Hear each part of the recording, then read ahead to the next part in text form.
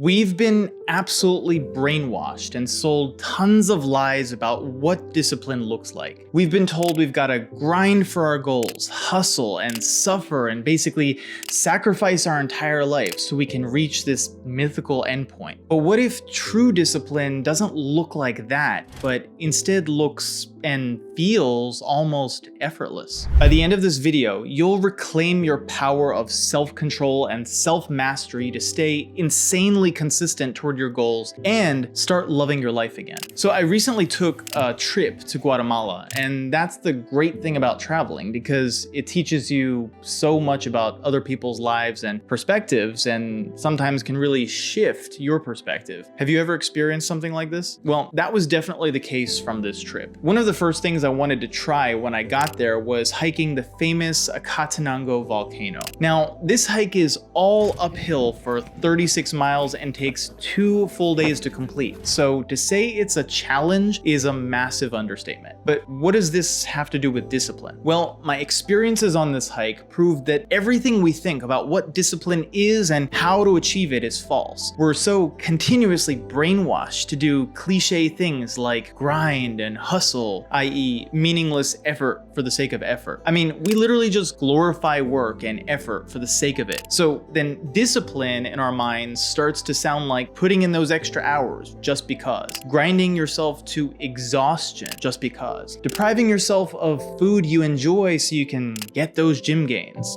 just because, and feeling guilty when we don't. Just reflect a bit. What kind of impact has this mentality really made on you? Has it actually improved your life or made you more disciplined? You see, as I stared up that first steep incline of the trail up the volcano, I realized I wasn't afraid of the effort it was going to take. Instead, I was actually excited. I was excited about the experience. I was excited about the challenge. I was excited to be proud of myself for making it to the top. I was excited about the story I could tell about it. Now tell me, when was a time you felt the same way? Well, here's the thing. We've been conditioned to be afraid of effort because of how it's been fed and sold to us in our modern world. But it's time to turn that conditioning around. The truth is, we're all already disciplined in some way to do what we're already doing. If you're disciplined to watch Netflix every day, then that's what you'll do. If you're disciplined to eat junk food, then that's what you'll do. If you're disciplined to drink alcohol or smoke cigarettes, then that's what you'll do. But all these things take effort, even if it doesn't feel like they do. It's just that we've somehow convinced ourselves that the things we want to do don't take effort. And this is one of the biggest scams we've brainwashed ourselves into. But we can also use this thinking to our advantage, because effort is simply energy. Nothing more, nothing less. From purely an energy expenditure perspective, watching Netflix, journaling, and meditation all burn roughly the same number of calories. Yet we somehow have been brainwashed to think Netflix requires less effort. And it takes much less effort for your body to break down an apple, let's say, than a McDouble chin triple cheeseburger or whatever you call it. Objectively, scientifically speaking, eating that burger requires way more effort. So as I continued up that trail, I was getting really tired. My legs were burning, my heart was pounding faster and faster as the air became thinner with the elevation, and no doubt, I was struggling. I mean, I was hurting, but it was a pleasant surprise that along the way up with our tour group, I got to meet so many amazing people from all over the world. The UK, Netherlands, Switzerland, France, Honduras, and many of these people became fast friends. It's so funny how when you're all struggling together, suffering together, you really don't care where everyone else is from, and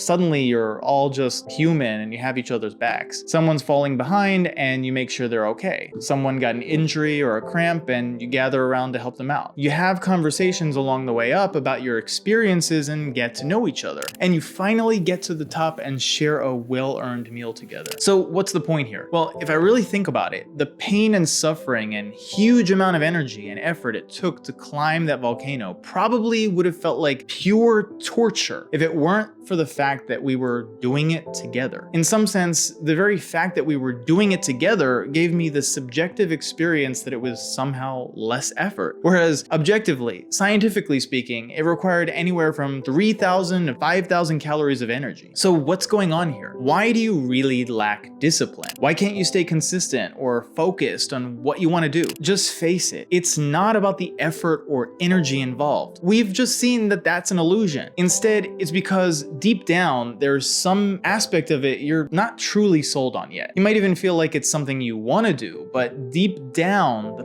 purpose behind why you're doing it is still vague and unclear. But the magical thing is, once we know our purpose more clearly, we will never have to try to be disciplined. We'll never have to force ourselves to do something. And as we'll see, it was this experience of hiking up the volcano that taught me how to achieve that kind of clarity. Back in the 1600s, starting with the philosopher Descartes, the Western world lost an ancient concept called telos that the famous philosopher Aristotle taught. Telos just means endpoint or purpose. A lot of gurus will tell you you'll find discipline once you direct your energy toward what makes you happy or what gives you joy. Pure BS. Once we got to the top of that volcano, yes, seeing the active volcano across the way erupting was beautiful, but I felt it wasn't the real reward. Knowing that I did it was the real reward. Having gone through every step of the journey itself was the real reward. Not giving up when I felt my body couldn't go on was the real reward. And meeting all those new friends along the way was the real reward. In short, happiness wasn't the reward. It was the self-knowledge that resulted from the struggle that was the reward. The truth is, you're gonna find discipline when your activities are directed toward your telos or purpose, whether or not you're happy doing them. And you can only do this by actually getting out there and experiencing life, getting beat up a little bit, and by putting yourself out there to connect and collaborate with others. Doing these things will help you discover the values worthy of discipline in the first place. Doing these things will arm you with data. You see, our experiences, both good and bad,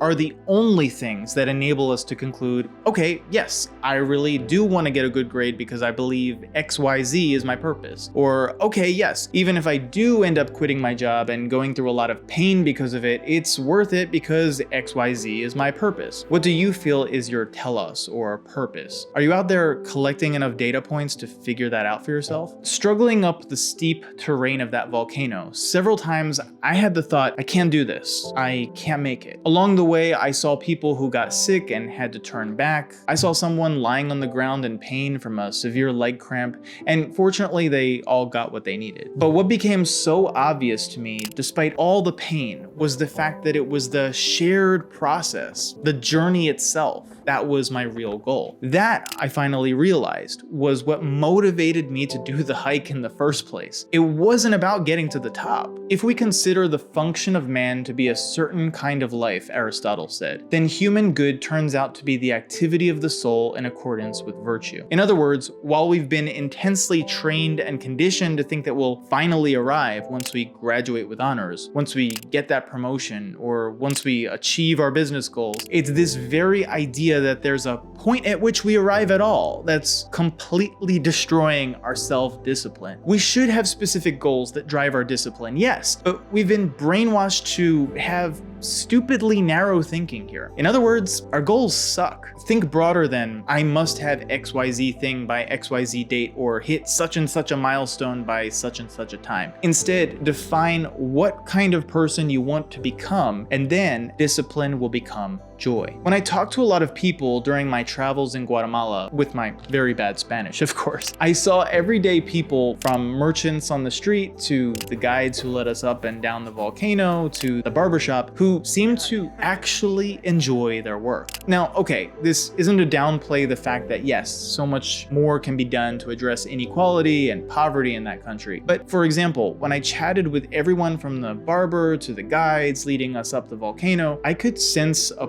pride in the work they did. They didn't have a lot, but they had a positive attitude toward their work, along with a positive attitude toward their life as a whole. Surrounded by their family and their community, their work actually meant something. It wasn't just a meaningless grind. They were deeply committed to the process of how the work they did made them who they were and how that work contributed to those around them. Ask yourself, does the work or activity you do now mean something? Look, you'll always have to work, always. Even if you develop passive income, you will always get to, not have to, work. Work, hard work, is joy. If you get up out of bed tomorrow and choose to sit on the beach, it will require work. If you play video games for 5 hours, it'll require work. If you choose to moan and complain about life for the whole day, that will require work. And of course, if you choose to study hard and get that A, if you choose to make that next call or reach out to that next contact to build your business, if you choose to put in the hard work it takes to be healthy and fit, that will of course require work. Choose your work. As long as you're alive, the process of being alive will require work. It will require energy. And yes, I want you to live